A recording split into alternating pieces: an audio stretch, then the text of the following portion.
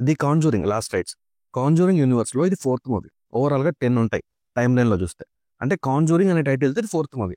కానీ యానబెల్, నన్ ఇవి కూడా same franchise, same time line movies. So ఇప్పుడు వచ్చిన ది కాంజూరింగ్ లాస్ట్ రైట్స్ ఈ ఫేజ్ కి లాస్ట్ మూవీ అని చెప్పారు. సో ఇక్కడితో ఆపేస్తారా లేక ఫేజ్ 2 ఏమైనా స్టార్ట్ చేస్తారా అని చూడాలి. సరే, మరి మూవీ రివ్యూలోకి వెళ్లే ముందు ఈ వీడియోని లైక్ చేయండి, ఛానల్ని సబ్స్క్రైబ్ చేసుకోండి. Thank you. మూవీ అబౌట్ 1964లో స్టార్ట్ అవుతుంది. ఎడ్ ఇంకా లోరెన్ ఇద్దరు ఒక మిర్రర్ ఇన్వెస్టిగేషన్ చేస్తుంటారు. లోరెన్ ఆ మిర్రర్ని టచ్ చేయగానే అది బ్రేక్ అవుతుంది. తనకి ఒక విజన్ వస్తుంది, అక్కడే కొలాప్స్ అయిపోతుంది తను. ఎడ్ తనని తీసుకుని హాస్పిటల్కి వెళ్తాడు. అక్కడ తను ఒక బేబీకి బర్త్నిస్తుంది. అక్కడ నుంచి మూవీ 22 ఇయర్స్ తర్వాత ఓపెన్ అవుతుంది. ఒక స్మాల్ ఫ్యామిలీ పెన్సిల్వేనియాలో కొత్తగా ఇంటికి షిఫ్ట్ అవుతారు. అక్కడికి వెళ్ళాక ఒక కొత్త గిఫ్ట్ వస్తుంది వీళ్ళ ఇంటికి. ఏంటి ఆ గిఫ్ట్? దాని తర్వాత థింగ్స్ ఎలా చేంజ్ అయ్యాయి. అండ్ సేమ్ టైంలో లారెన్ డాటర్ జూడీకి కూడా కొన్ని అబ్నార్మల్ థింగ్స్ జరుగుతుంటాయి. ఇలా ఈ ఫ్యామిలీస్ స్ట్రగుల్ అవుతున్న పాయింట్ ఏంటి, వీళ్ళ లైఫ్స్లో ఏం జరుగుతుంది, ఎలా బయటపడ్డారు అనేది మూవీలో చూడాలి. సరే, నాకు మూవీ నచ్చిందా లేదా అంటే నచ్చలేదు. బేసిక్గా నచ్చడానికి ఈసారి పెద్దగా ఏం లేదు. చాలా నార్మల్ స్టోరీ లేనిది. బేసిక్గా 10 మూవీస్ అని చెప్పా కదా, అందులో ఏ 5 మూవీస్ చూసినా ఈ మూవీలో వచ్చే థ్రిల్లింగ్ మూమెంట్స్ని ఈజీగా గెస్ చేయొచ్చు. ఒక హీటెడ్ సీన్ వస్తున్నప్పుడు మనకి చిల్లింగ్ అనిపించాలి. కానీ ఇక్కడ దయ్యం వచ్చేది ఎట్నుంచి వస్తుందో కూడా కాదు, ఏం చేస్తూ వస్తుందో కూడా తెలుస్తుంది మనకి. దాని నెక్స్ట్ మూవ్స్ ఏంటో తెలిసిపోతుంటాయి మనకి. నాకు చాలా ఈజీగా అనిపించింది ఈ మూవీ. బేసిక్గా నాకు హారర్ మూవీస్ అంటే చాలా భయం ఉండేది, ఉంది ఇప్పుడు కూడా. ఒక్కడిని అంటే ఇప్పుడు కూడా చూడను, అంత రిస్క్ తీసుకోను నేను. అలాంటి నాకేమనిపించలే. హారర్ మూవీ చూస్తుంటే చిల్లింగ్ ఎక్స్పీరియన్స్ రావాలి, స్పైన్ చిల్లింగ్ అంటారు కదా, అలాంటి ఎక్స్పీరియన్స్ ఉండాలి. కానీ నాకే పెద్దగా ఏమనిపించలే. ఇక హారర్ సినిమా అంటే భయమే ఉండదని ముచ్చట్లు చెప్పే బ్యాచ్ ఒకటి ఉంటుంది, వాళ్ళైతే ఆడుకుంటారు థియేటర్లో అటు ఇటు. నాకు స్పైన్ చిల్లింగ్ ఎక్స్పీరియన్స్ మూవీ ఒకటి ఉంది, ఒకసారి అయింది.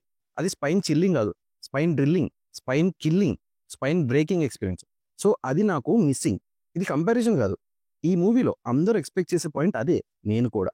యాక్చువల్గా మూవీ స్టార్ట్ అయిన వే కొంచెం బెటర్గా అనిపించింది, నాకు బాగానే అనిపించింది. గడప మీద నిల్చొని ఉంది, ఇక్కడేదో ఉంది అనుకున్నా.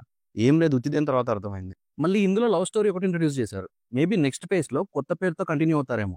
ఈ లవ్ స్టోరీ కూడా ఎలా ఉందంటే, కొన్ని మూవీస్ ఉంటాయి హాలీవుడ్లో, అడ్వెంచర్ మూవీస్ లాంటివి. లీడ్ పేరుకి ఒక డాటర్ ఉంటుంది, ఆమెకి ఒక బిఎఫ్ ఉంటాడు. ఫస్ట్ వీడు లీడ్ పేరుకి నచ్చడు. క్లైమాక్స్ అయ్యేసరికి వీళ్ళందరూ కలిసిపోతారు. Same template. అండ్ మన గోస్ట్ హంటర్స్ ఆర్ పారానార్మల్ యాక్టివిస్ట్లు అనుకోవచ్చు. బేసిక్గా ఎక్కువ దెబ్బలు తినేది వీళ్ళే. ఒక 1 ఇయర్ నుంచి ఒక దయ్యం ఇంట్లో రెంటుకుంటున్నప్పుడు వాళ్ళని ఇంత ఘోరంగా కొట్టదు. పాపం ఈ ఎడ్ ఇంకా లోరెన్ ప్రతి సినిమాలో వీళ్ళని పేకాట ఆడుకుంటే దయ్యాలు. కొట్టుడు చదివించుడు, కొట్టుడు చదివించుడు, ఇదే రిపీట్. ఇక క్లైమాక్స్ అయితే ఫ్యామిలీ అంతా కలిసి ఏం చేయరు. డెవిల్ దానంతట అదే ఏ చిబా మీతో నాకేందని వెళ్ళిపోతుంది.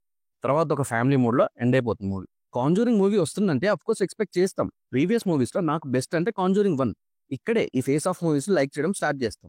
తర్వాత కాంజూరింగ్ 2 వచ్చింది. అది కాంజూరింగ్ 1 కన్నా తక్కువ అనిపించింది. ఓన్లీ 3 వేరే లెవెల్ ఉంటుంది అనుకుంటే అది 2 కన్నా తక్కువ ఇంపాక్ట్ ఇచ్చింది. ఇప్పుడు 4 అయితే ఘోరం. యానబెల్ కూడా వీళ్ళ ఫేస్ ఆఫ్ మూవీస్లో ఇది ఒక సినిమా. అది కూడా ఫస్ట్ మూవీ మామూలుగా ఉండదు. అలానే దీన్ని నన్ను కూడా. తర్వాత తర్వాత వీళ్ళ టేకింగ్ అర్థమైపోతుంది, చాలా ఈజీ అయిపోతుంది. ఇప్పుడు ఒక దయ్యం ఉంది, దానికి ఒక పెయిన్ఫుల్ ఫ్లాష్ బ్యాక్ ఉంటే దాని ఎమోషన్ కూడా స్ట్రాంగ్గా ఉంటుంది. అప్పుడు పవర్ఫుల్ డీమోన్ లాగా అనిపిస్తుంది మనకి. అదే లేదు, వాళ్ళు ఏదో 3 పిల్లల గొడవలో చచ్చిపోయారు, అలా దయ్యాలయ్యారు. ఏంది ఇదే మీ కోర్ పాయింట్? మరి మధ్యలో యానబెల్ ఎందుకు అటు ఇటు తిరుగుతుంది?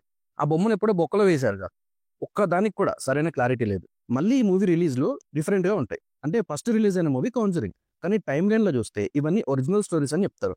సో అలా ఫస్ట్ జరిగిన ఇన్సిడెంట్ బేస్ చేసుకుంటే ది నన్ ఫస్ట్ టైమ్ లైన్లో జరిగిన మూవీ, తర్వాత యానబెల్, లాస్ట్దే ఈ లాస్ట్ రైట్స్. ఇంతకుముందు కాంజరింగ్ మూవీ వస్తుందంటే ఒక ఎక్సైట్మెంట్ ఉండేది, కానీ ఇప్పుడు ఇదే లాస్ట్ మూవీ అయితే బాగుండు అనిపిస్తుంది.